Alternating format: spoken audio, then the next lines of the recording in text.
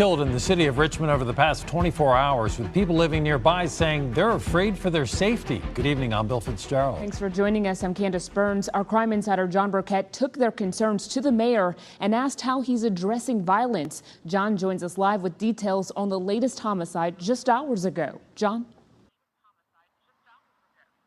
Well, there was another homicide. It came in on Carolina Avenue tonight, Candace. We've learned, though, it's taken a twist. The investigation's taken a twist over the past hour and a half.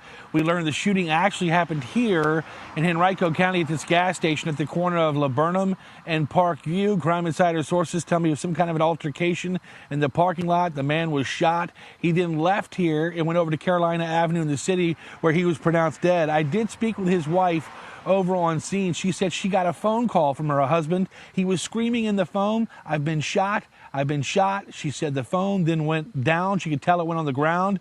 She then used a locating device, some kind of locator services on her cell phone. She found that crime scene and rolled up to horrific news. The bloodshed continues. Go right up next to the SUV. On the heels of two killed off Lamb Avenue Monday night and two others shot off Denny Street.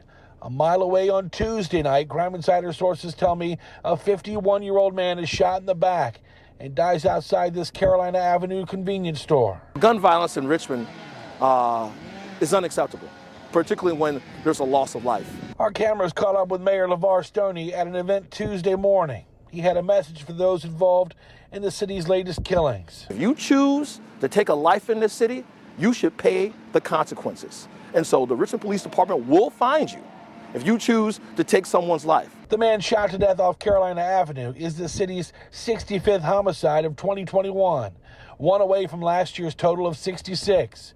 People living in the city are voicing their concern over the recent shootings and killings, wondering if leaders have a plan to stem the tide of violence. I got a grandson, so sometimes I take my grandson to the park and play.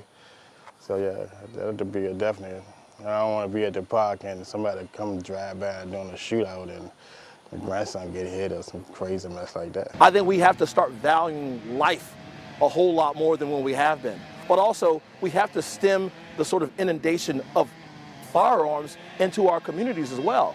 There are policy solutions to this, there are human services solutions to this, and there are policing services to this, solutions to this.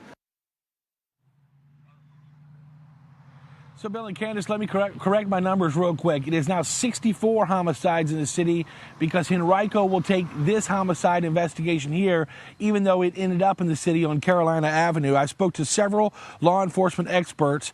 They say the quick fix to all of this is to get the feds involved and restart Project Exile, where it's a mandatory minimum of 5 years if you're caught with an illegal gun in federal prison.